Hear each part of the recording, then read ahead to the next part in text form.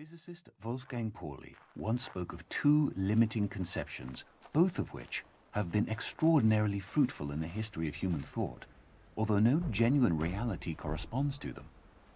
At one extreme is the idea of an objective world, pursuing its regular course in space and time independently of any kind of observing subject.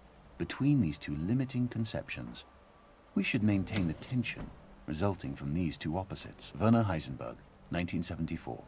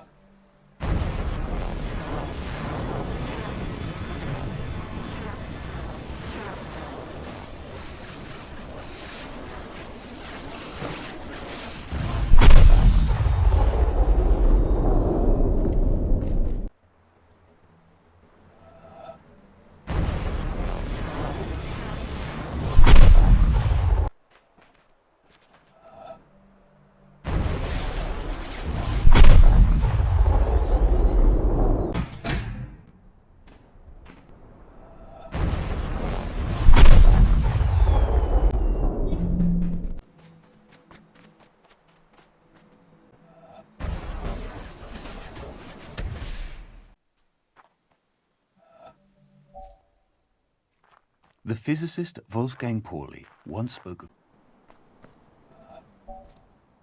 of all the communities available to us,